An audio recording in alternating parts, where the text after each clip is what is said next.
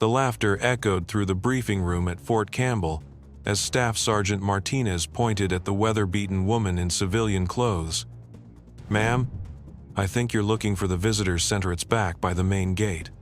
His buddies snickered as she stood quietly, dirt still caked under her fingernails from 3 days in the Kentucky wilderness. What they didn't know was that those same hands had once painted laser designators on targets that no longer existed. Want to know what happened when the satellite footage came back?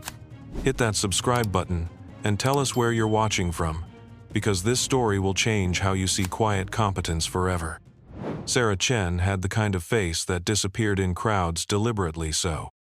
At 47, she carried herself with the measured gait of someone who'd learned to move through hostile territory, though these days that territory was mostly suburban grocery stores and PTA meetings. Her graying black hair was pulled back in a practical ponytail, and her clothes spoke of function over fashion. Worn hiking boots with new treads, cargo pants with faded knee patches, and a faded green jacket that had seen better decades. The only hints of her past were subtle: the way she automatically scanned exits when entering a room, how her eyes tracked movement in her peripheral vision, and the barely visible tan line on her ring finger where a wedding band once sat. The survival training course at Fort Campbell was supposed to be routinely a civilian contractor position, helping design new wilderness survival protocols for special operations. The late September heat still clung to the Kentucky hills, mixing the scent of pine needles with the diesel fumes from the motor pool. Crickets chirped in the distance, competing with the steady hum of generators and the occasional shout from drill instructors putting new recruits through their paces. Sarah had just finished 3 days alone in the Daniel Boone National Forest, testing new emergency shelter designs and water purification systems. She'd emerged from the tree line, looking like any other hiker who'd spent too long in the woods, carrying a worn pack and sporting the kind of dirt that only comes from sleeping on the ground. Staff Sergeant Martinez was everything Sarah's generation of soldiers had trained the current generation to be: confident, physically fit, and proud of his Ranger tab. At 24, he'd completed 2 deployments to Afghanistan and considered himself a seasoned veteran. His voice carried the authority of someone used to being the expert in the room. "I'm not sure who cleared you for access, but this is a restricted briefing for military personnel only." His companions, Sergeants Williams and Jackson, flanked him with the casual arrogance of youth. Williams, barely old enough to legally drink, crossed his arms and looked Sarah up and down with undisguised skepticism. "Yeah, lady, the nature trails are that way," he said, jerking his thumb toward the window. Jackson, sporting the fresh buzz cut of someone still proving himself, added with a smirk, "Maybe grab a shower first, though you smell like a campfire." Captain Reynolds, the briefing officer, looked up from his tablet with annoyance. At 32, he was caught between generations old enough to remember stories of the older wars, but young enough to relate to his sergeant's frustration. "Gentlemen, please escort this civilian to the appropriate." "I'm Sarah Chen," she interrupted quietly, her voice carrying no more volume than necessary but somehow cutting through their chatter like a blade. "Blackwater Security, contracted for the SEER Protocol Review."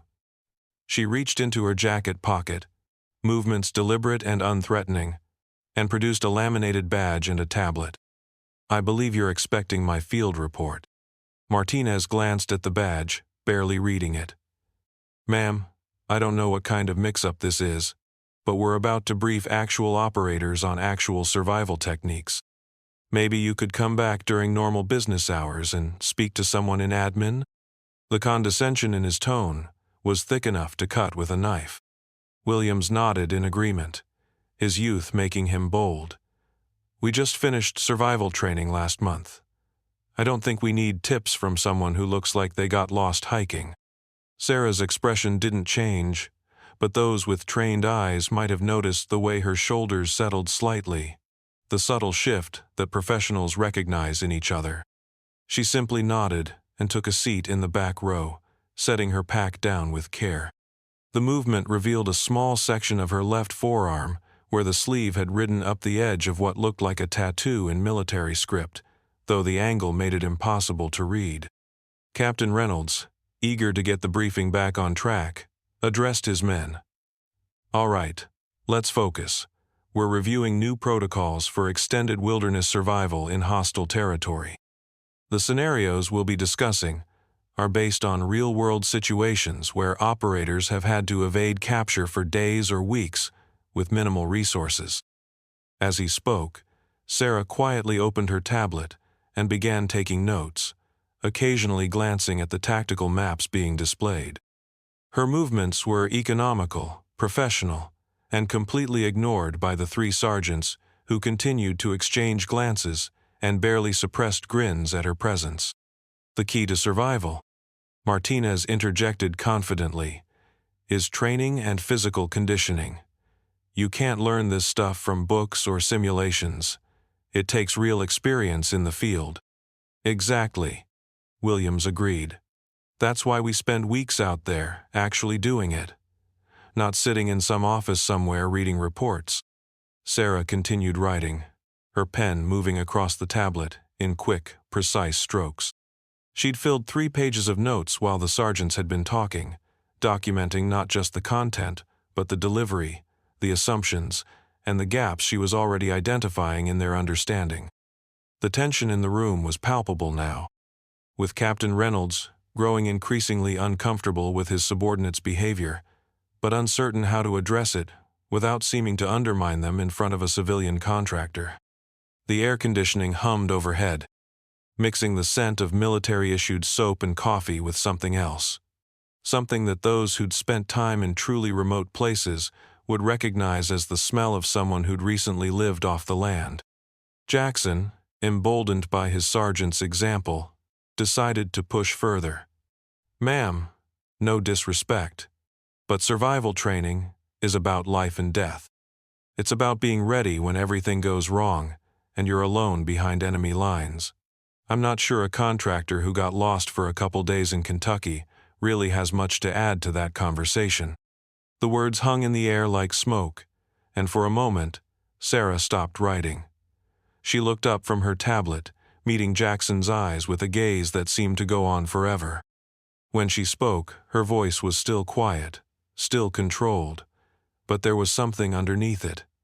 Now, something that made Captain Reynolds straighten in his chair, without quite understanding why. "You're right," she said simply. "Experience matters." As she shifted in her seat to cross her legs, the movement caused her sleeve to ride up further, revealing more of the tattoo on her forearm. What had seemed like simple military script was actually a unit designation. 5th SFG, followed by a series of numbers and symbols that made Captain Reynolds's eyes narrow as he tried to make them out from across the room. But it was Sergeant Major Patricia Hayes who walked through the briefing room door at that moment, who truly understood what she was seeing. At 55, Hayes had spent 33 years in the Army, including multiple deployments as a communications specialist with special operations units. Her gray hair was pulled back in the same practical style that Sarah wore, and her eyes held the kind of knowledge that comes from seeing things that don't make it into official reports. Hayes took one look at Sarah, then at the partially visible tattoo, and her expression changed completely. The casual authority she'd entered with shifted into something approaching reverence. "Ma'am," she said, her voice carrying the unmistakable tone of a senior NCO addressing someone she recognized as deserving respect. "Are you Sarah Chen?" The question fell into the room like a stone into still water, creating ripples that reached everyone present. Martinez, Williams, and Jackson looked between Hayes and Sarah with confusion, while Captain Reynolds found himself paying attention in a way he hadn't moments before. Sarah nodded once, a simple acknowledgement that somehow carried weight. Hayes stepped forward, and her next words changed everything. "Gentlemen," Hayes said, her voice now carrying the full authority of 3 decades in uniform, "you're in the presence of someone who spent 18 months alone behind enemy lines in Afghanistan, conducting reconnaissance and target designation for operations that officially never happened. Someone who was presumed Kia for 6 of those months while she was actually setting up ambushes that destroyed 3 Taliban supply routes and eliminated high-value targets across 2 provinces. The silence that followed was deafening. Martinez felt his mouth go dry as he began to understand the magnitude of his mistake. Williams and Jackson looked as if they'd been slapped, their earlier bravado evaporating like morning dew. Hayes continued, her tone becoming more formal as she addressed the room. "Ma'am, I had the privilege of working communications support for some of your missions. Operation Silent Thunder, if I'm not mistaken. The one where you spent 47 days guiding airstrikes while evading a battalion-sized element actively hunting you." Sarah's nod was almost imperceptible, but it was confirmation enough. Hayes turned to face the 3 sergeants, and her expression brooked no argument. "Staff Sergeant Martinez, you and your men have been incredibly disrespectful to a decorated veteran whose service record remains classified at levels above your clearance. I suggest you adjust your attitudes immediately." Captain Reynolds felt the blood drain from his face as the implications hit him. He'd allowed his subordinates to mock and dismiss someone whose actual credentials made his own service record look like a weekend camping trip. "Ma'am," he said, standing and addressing Sarah directly, "I sincerely apologize for the unprofessional behavior of my personnel. If you would be willing to continue with the briefing, I believe we could all learn a great deal from your experience." The transformation in the room was complete and immediate. Martinez, his face flushed with embarrassment, stepped forward and came to attention. "Ma'am, Staff Sergeant Martinez, I apologize for my disrespectful behavior. It was completely out of line, and I take full responsibility." Williams and Jackson followed suit, their earlier confidence replaced by the kind of humility that comes from recognizing a profound mistake. The casual arrogance of youth had been stripped away, leaving behind the teachable foundation that their training had built. Sarah looked at each of them in turn, her expression unreadable. When she spoke, her voice carried no anger, no triumph, just the measured tone of someone accustomed to teaching hard lessons gently. "Sergeant Martinez," she said, "you're right that survival is about life and death. And you're right that it takes real experience in the field. But sometimes, the most important lesson isn't about building shelters or finding water." She stood, moving to the front of the room with fluid grace. "Sometimes it's about understanding that threats don't always announce themselves." She pulled up her sleeve completely now, revealing the full tattoo that ran from her wrist to her elbow. The 5 Special Forces Group designation was clear, along with dates, coordinates, and symbols that spoke to operations spanning multiple deployments. But it was the small addition at the bottom that made Sergeant Major Hayes draw in a sharp breath, a simple Kia 7, 15, 9, RTD 1, 22, 10, that told the story of someone who had been officially dead for 6 months. "The Taliban knew I was out there," Sarah continued, pulling up a chair and addressing the room as if she was back in a forward operating base briefing her team. "They had my description, they knew my general area of operations, and they were actively hunting me with resources I couldn't match. But I stayed invisible for 18 months because I understood something fundamental about survival that goes beyond any technique or equipment." She gestured to her civilian clothes, her unremarkable appearance. "The best camouflage isn't what you wear, it's who people think you are. I survived behind enemy lines, not because I could build the best shelter or start the most efficient fire, but because I could move through hostile territory while being completely underestimated." Martinez was listening now with the intensity of someone whose entire worldview was being reconstructed. "Ma'am, how did you? 6 months presumed dead? My radio was destroyed in an IED blast that killed my team," Sarah explained matter-of-factly. "I was thrown clear but injured, and by the time I recovered enough to move, Taliban forces had swept the area and confirmed 4 Kia. Command assumed I was among them. I had a choice to make contact and risk exposing my position, or continue the mission using the fact that I was officially dead. The room was silent except for the distant sound of training exercises continuing outside. Captain Reynolds found himself taking notes now, understanding that he was receiving instruction that wasn't available in any manual. I chose the mission, Sarah continued. For 6 months, I moved through their territory like a ghost, mapping supply routes, identifying key personnel, and painting targets for airstrikes that they never saw coming. I lived off the land, moved at night, and became exactly what they least expected, an invisible enemy they couldn't find, because they'd stopped looking for someone who was already dead. Sergeant Major Hayes nodded with professional appreciation.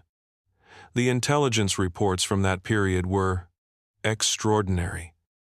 But we never knew it was a single operator working alone. That was the point, Sarah said. Every successful ambush, every destroyed convoy, every eliminated target made them think they were facing a much larger force. They started seeing threats everywhere, which made them predictable. Fear makes people careless. She walked over to the tactical display Captain Reynolds had been using and pulled up a map of the local training area. Your current survival protocols focus on evading detection and waiting for rescue. That's appropriate for most scenarios. But sometimes, survival isn't about hiding, it's about becoming someone they don't think is worth noticing. With quick, precise movements, she began marking locations on the map. Sergeant Martinez, when you were out there last month, where did you establish your patrol base? Martinez pointed to a spot on high ground, with good visibility, and multiple escape routes textbook positioning that any competent soldier would choose. Sarah nodded approvingly. Good tactical thinking, she said. Now, where would you least expect to find an enemy operative? Williams, emboldened by the shift in atmosphere, raised his hand tentatively. Ma'am, probably somewhere without tactical advantage. Maybe low ground, or near high traffic areas, where they'd be exposed. Exactly, Sarah said. Sometimes the best hiding place is in plain sight, being someone so unremarkable that trained soldiers assume you're lost and need directions to the visitor center. The lesson hit home with the force of a physical blow. Jackson's face went red as he realized she'd been demonstrating her point from the moment she'd walked into the room. She'd infiltrated their secure briefing, taken notes on their procedures, and assessed their capabilities while they'd been dismissing her as irrelevant. Captain Reynolds cleared his throat. Ma'am, if I may ask, what brought you back? After 6 months operating alone, what made you break cover? Sarah's expression softened, almost imperceptibly, the first crack in her professional demeanor. Intelligence came through about a planned attack on a civilian convoy medical supplies, heading to a village that had been helping our forces. The convoy included American aid workers. She paused, looking out the window at the training grounds where young soldiers were learning skills she'd mastered in Blood and Terror. Some things are more important than the mission. You compromised your position to save civilians? Martinez asked, his voice carrying new respect. I guided air support to eliminate the ambush team, then provided overwatch for the convoy's passage. She confirmed. Once I'd broken cover, my position was compromised. I made contact with friendly forces and was extracted 72 hours later. Sergeant Major Hayes consulted her tablet, pulling up what appeared to be commendation records. Ma'am, your actions during those 18 months resulted in the destruction of over 40 enemy vehicles, the elimination of 12 high-value targets, and the disruption of supply lines that intelligence estimates extended Taliban operations in that region by at least 8 months. It was my job, Sarah said simply, in the way that professionals describe extraordinary achievements as routine work. The briefing that followed was unlike anything the 3 sergeants had experienced. Sarah walked them through scenarios they'd never considered, techniques that weren't in any manual, and perspectives that could only come from someone who'd actually lived the worst-case scenarios their training was designed to prepare them for. She showed them how to move through populated areas while remaining invisible, how to read the subtle signs that indicated hostile surveillance, and how to use people's preconceptions as camouflage more effective than any ghillie suit. Most importantly, she taught them that true competence was quiet, that real professionals didn't need to announce their credentials, and that the most dangerous enemies were often the ones you'd never suspect. By the end of the session, Martinez, Williams, and Jackson had filled pages of notes and asked questions that demonstrated both their newfound respect and their genuine desire to learn. The transformation was complete from cocky dismissal to humble recognition of expertise they'd been too inexperienced to identify. As the briefing concluded, Captain Reynolds approached Sarah privately. "Ma'am, I need to address what happened here today. The behavior of my personnel was unacceptable, and there will be consequences." Sarah considered this, then shook her head. "Captain, your sergeants learned something today that they couldn't have learned any other way. Sometimes the most valuable lessons come from making mistakes in safe environments rather than dangerous ones.